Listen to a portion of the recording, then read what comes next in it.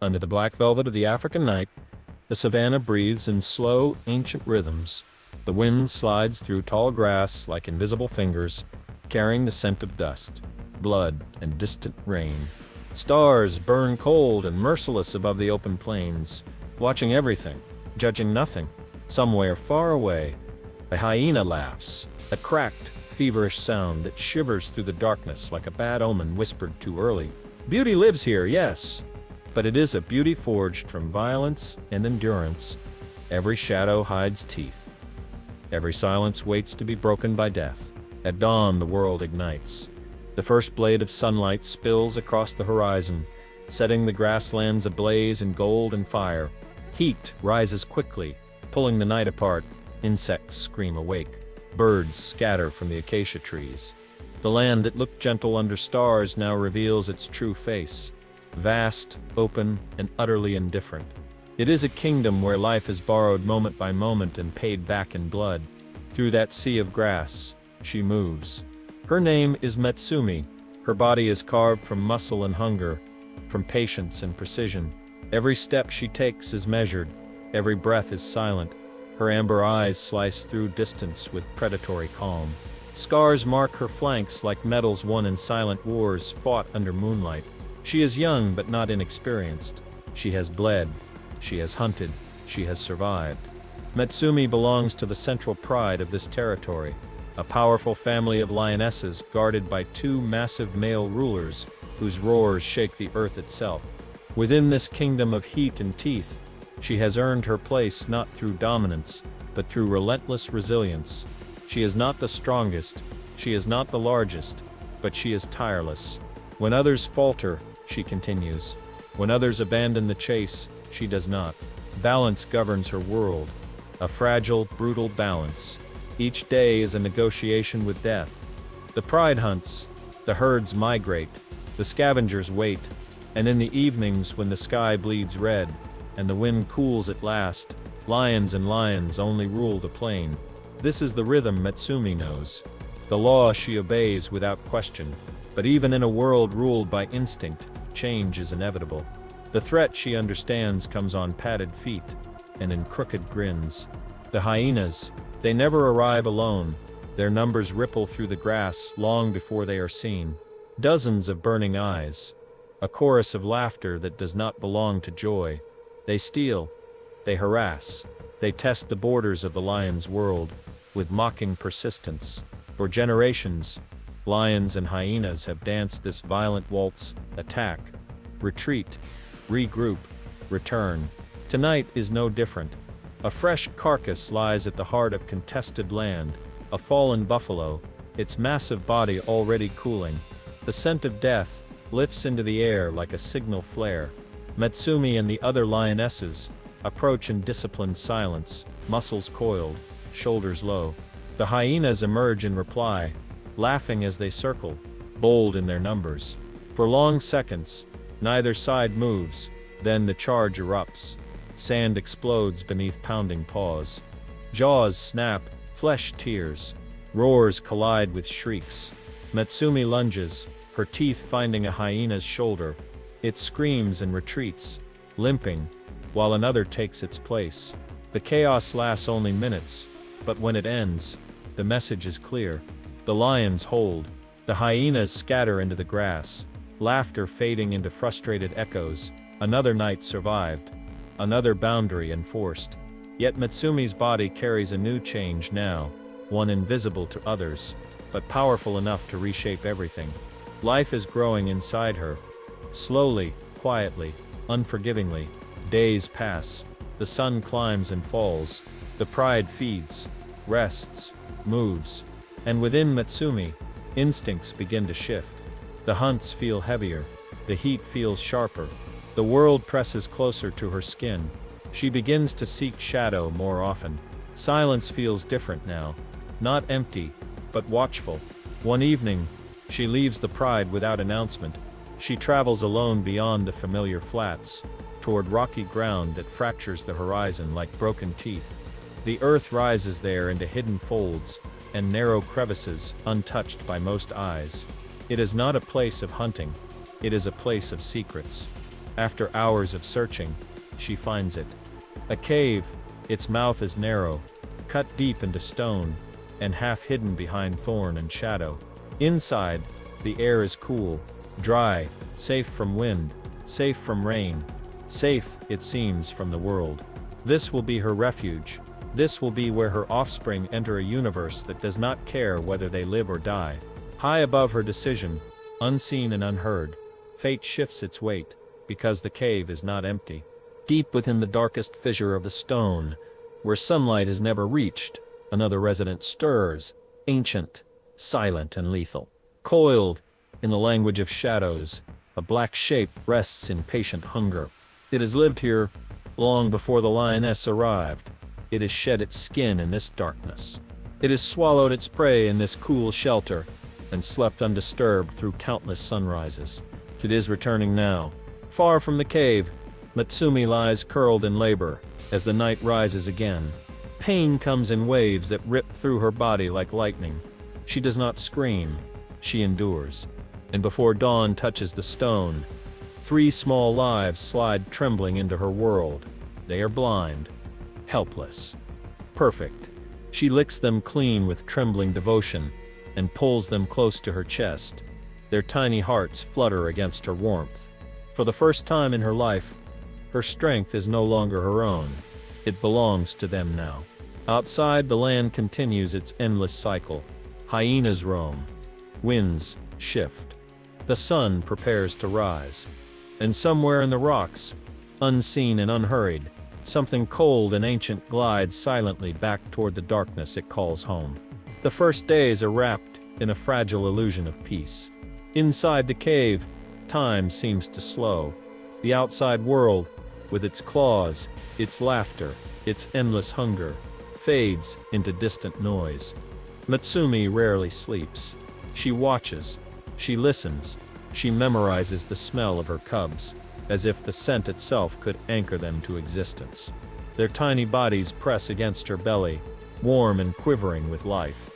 They suckle clumsily, paws kneading at her fur with blind certainty.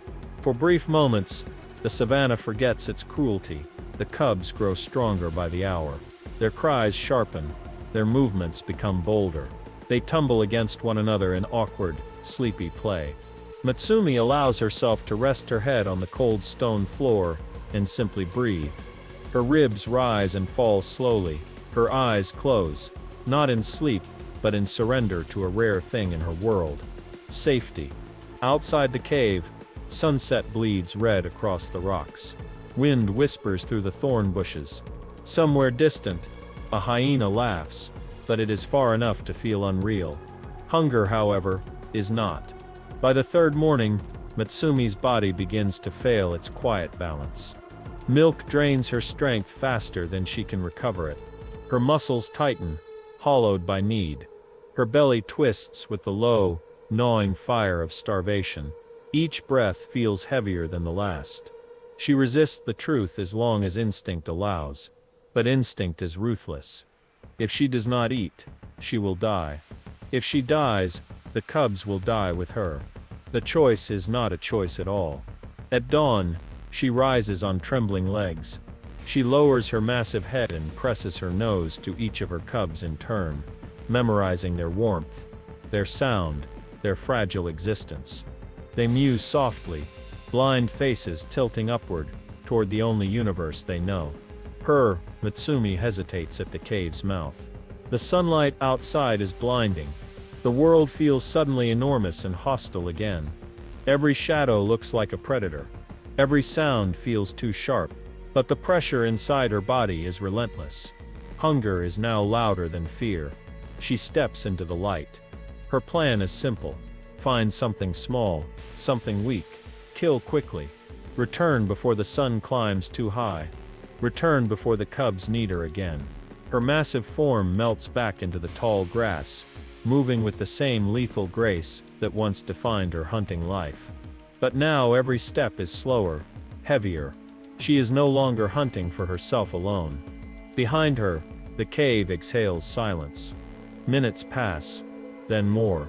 Inside the shadows of stone, something else returns home. The black cobra slides through a narrow fissure at the rear of the cave, its body moving in fluid, liquid curves. Its scales drink in the cool darkness with quiet satisfaction. The rock smells wrong today. Warm, mammalian, alive. The snake hesitates. Its tongue flickers once, twice. 3 small heat signatures squirm clumsily near the cave's center. The cobra rises slightly, hood spreading with slow, defensive precision. The cubs wander without sight, guided only by trembling instinct. One drifts closer to the dark crack in the wall, another bumps against a stone, and chirps. The third curls against the indifferent earth. Time tightens. The snake strikes. It is fast enough to erase sound. 3 tiny bodies convulse, once and fall utterly still. The cobra recoils into the shadow of the stone, with 2 clean coils, silent again. Outside, Mitsumi runs. She has made her kill, a small fragile creature torn from the grass in a brief explosion of motion. It is not much, but it will be enough. She turns back toward the cave, without hesitation, blood still warm on her jaws. Halfway back, every instinct inside her body screams. She drops her prey. She runs. The cave greets her with silence. Not the gentle silence she left behind. A wrong silence. Her eyes adjust to the darkness. Her nostrils flare. The world contracts into a single point of terror. The cubs lie motionless. For one suspended heartbeat, her mind refuses the truth. She nudges them with her nose. Once, twice, again. Their bodies roll without resistance. Then the pain detonates. A sound rips from her chest that does not belong to any living language. It is not a roar. It is not a cry. It is the sound of something inside her breaking beyond repair. She moves to gather them, and lightning explodes in her limb. The cobra strikes. Pain burns through her foreleg with surgical precision. Venom floods her veins in liquid fire. She lashes out blindly, claws raking stone, but the snake is already gone, sliding back into its ancient refuge. Mitsumi collapses among her dead. The world tilts. Venom works quickly. Her leg swells. Heat consumes her blood. Nausea rolls through her in violent waves. Her breath stutters. She tries to rise. She fails. Minutes pass like falling into a pit that has no bottom. Her vision blurs. Her body begins to betray her with methodical indifference. The cubs do not move. Not once. Grief hammers her from the inside, but pain is louder. The venom spreads with cruel efficiency, attacking nerves, muscles, breath itself. Her body shakes as if winter has clawed its way into her bones. Somewhere deep inside the wreckage of instinct and despair, survival still whispers. Water. She must reach water. The nearest source lies more than 2 kilometers away. It might as well be another world. Mitsumi drags herself from the cave, one agony-laced step at a time. Her wounded leg scrapes against stone. Blood darkens the dust beneath her. The sun is climbing now, ruthless and immense. Every movement is torture. Every breath is work. Yet she moves. Behind her, the cave swallows the bodies of her cubs into unbroken shadow. The grassland stretches before her like an ocean she no longer knows how to cross. Heat shimmers above the earth in trembling waves, bending the horizon into a cruel mirage. The wind that once felt like a cool hand now scrapes her open nerves like sandpaper. Each step sends a spike of agony shooting up her wounded leg, a white-hot flash that steals her breath and blurs her vision. She keeps moving. At first, the distance between her and the cave grows by meters, then by breaths, then by heartbeats. The venom crawls through her veins with silent purpose, twisting its way into muscles, into nerves, into the delicate machinery that lets her body obey her will. Her chest burns.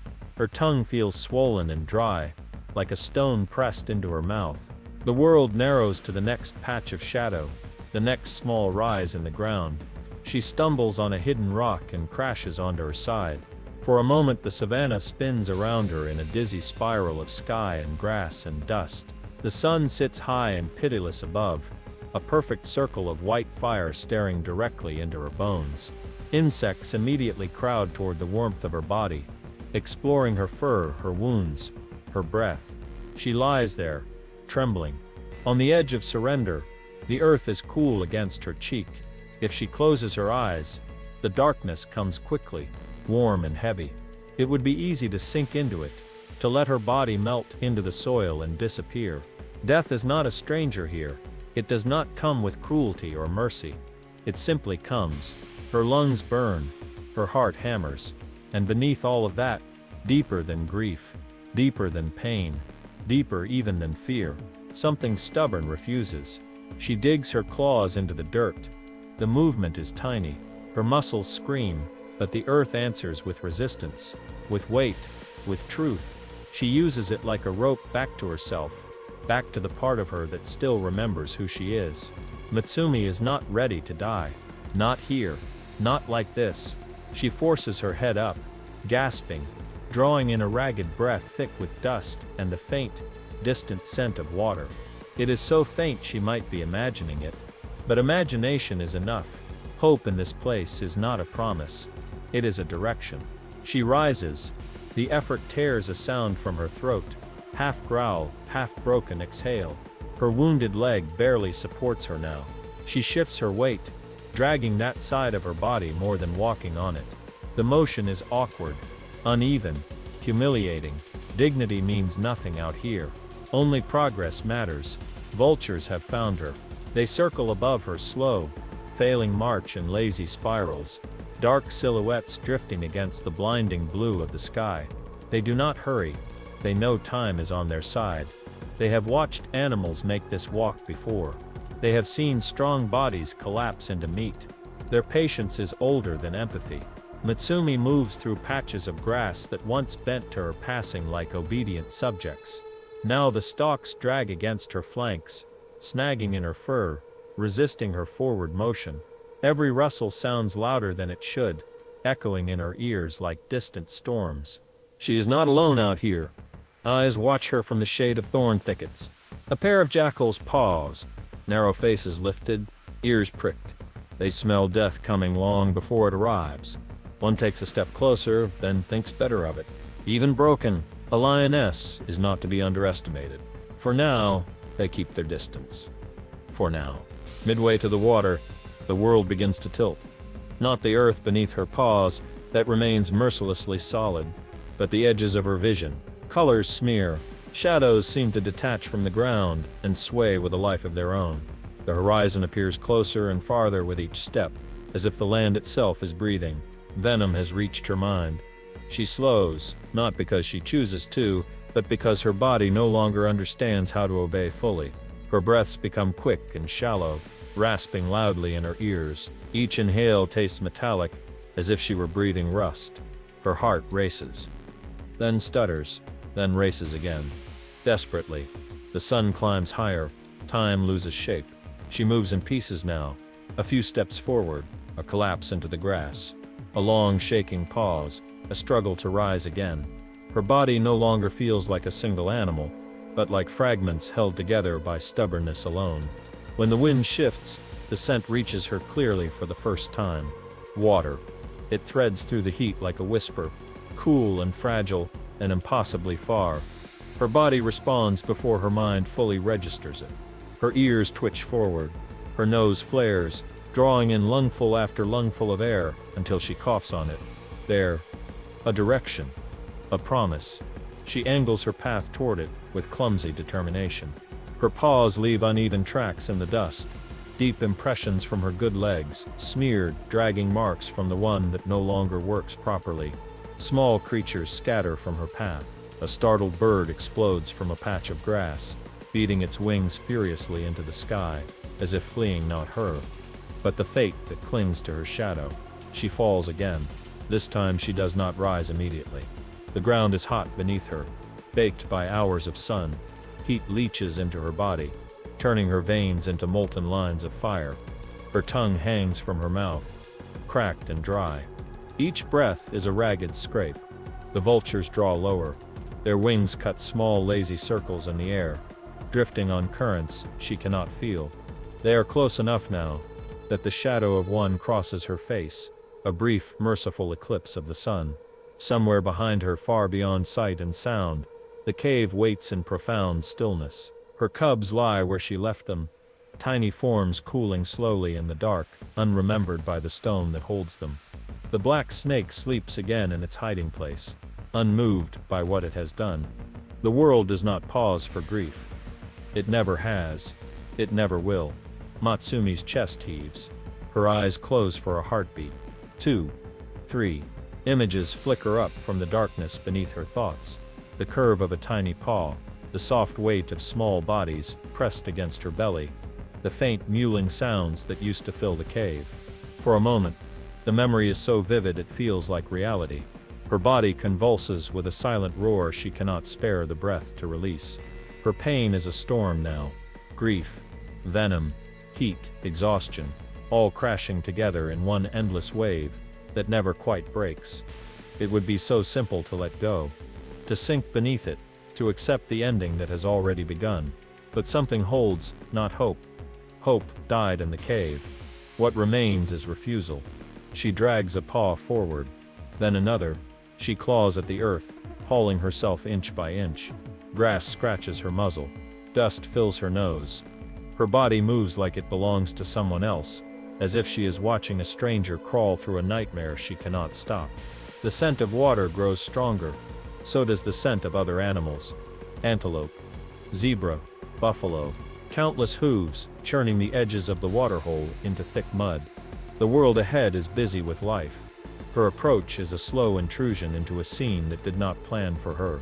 When she crests a small rise, the waterhole finally appears.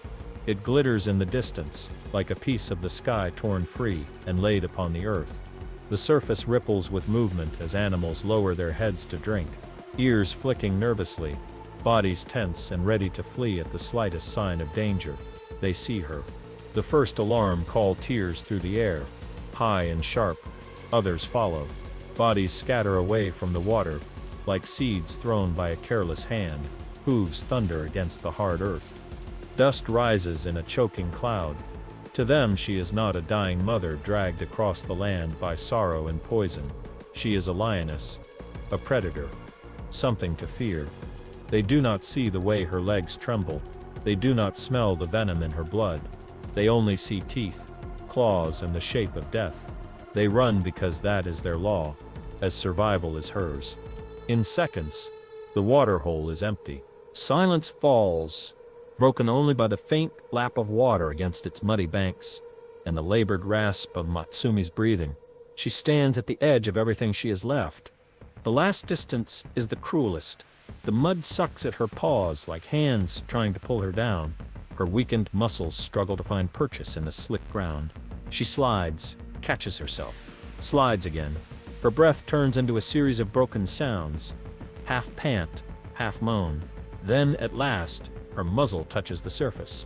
The water is cool, shockingly, impossibly cool. She drinks as if the world is about to end, because for her it is. She gulps mouthful after mouthful, ignoring the sharp pain that flares in her chest with each swallow. Legends say a creature bitten by a snake could drink an entire lake and still die of thirst. As the water floods her, she finds the legend might be true. No matter how much she drinks, the fire inside her does not go out. It merely dims, just enough to let her feel something else. Her legs give way. She collapses forward, half in the water, half on the mud.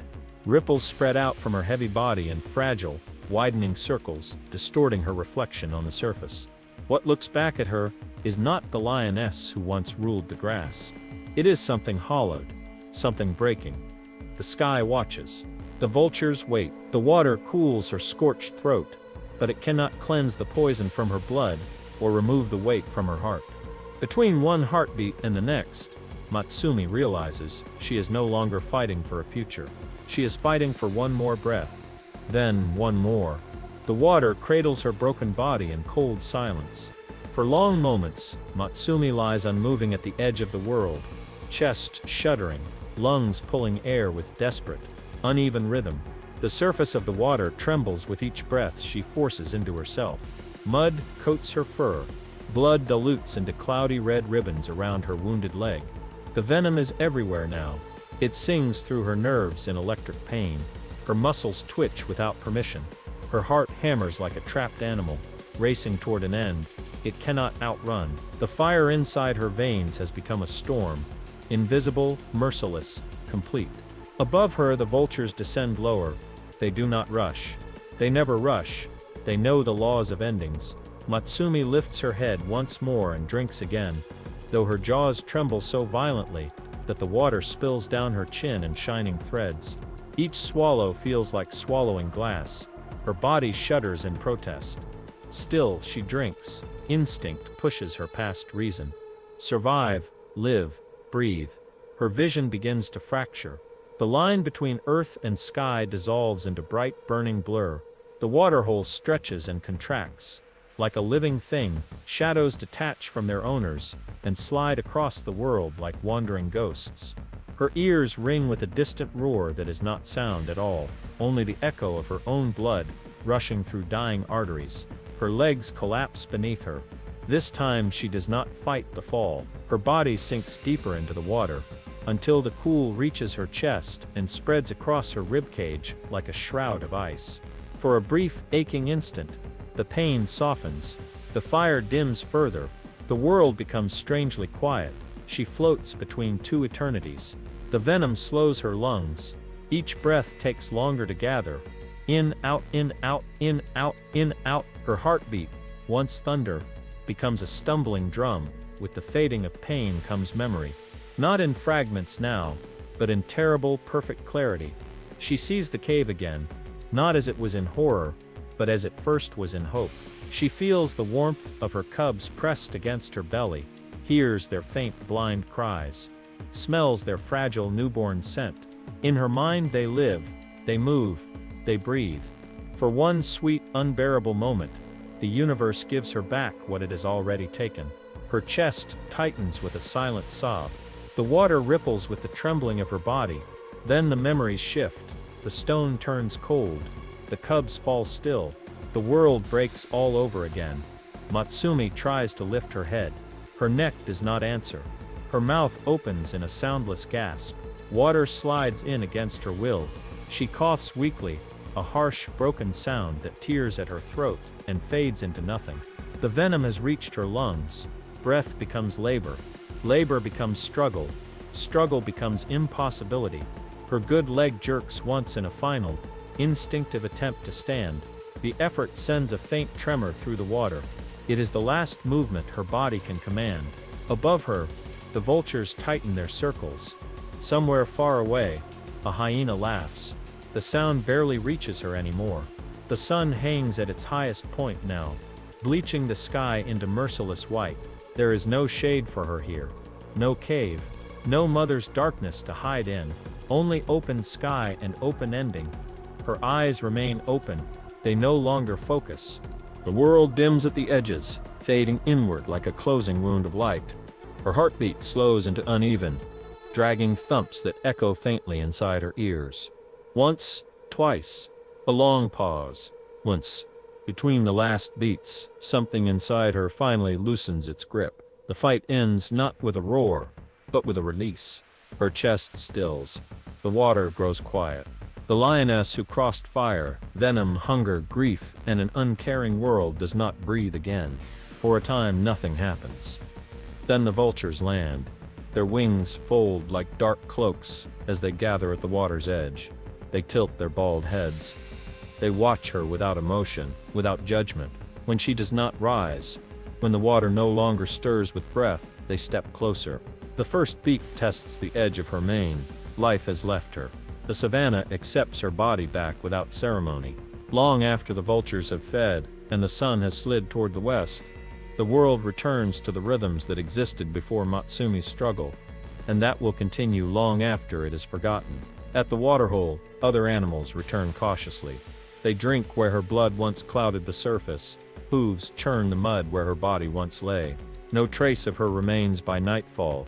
In the rocks beyond the plain, the cave stands unchanged. Inside, three small forms lie cold in unbroken shadow. The stone does not remember their warmth. The black snake sleeps again, in its narrow fissure, its hunger satisfied for another day. It will shed its skin. It will hunt again. It will survive. The pride continues without knowing. The hyenas will laugh again. Pups will be born. Pups will die. This is the law of the land, ancient, absolute, unmoved by grief. Yet somewhere in the vast, unrecorded ledger of the wild, the path of one lioness remains etched in dust and heat and silent resistance. She was born into a world that offered no mercy. She loved without guarantee. She fought without witness. She died without justice. And still, she moved forward until there was no forward left. For this is the final truth of life beneath the African sun. Not every struggle is rewarded. Not every mother is saved. Not every story ends in survival. But every creature that walks this earth, if only for a single breath, shapes the world with the courage of its refusal to vanish quietly. And that refusal, fleeting, fragile, and utterly real, is the only immortality the wild has ever known. If this story moved you, leave your like, drop a comment below telling us how you felt, and subscribe to the channel now so you don't miss the next powerful real-life stories.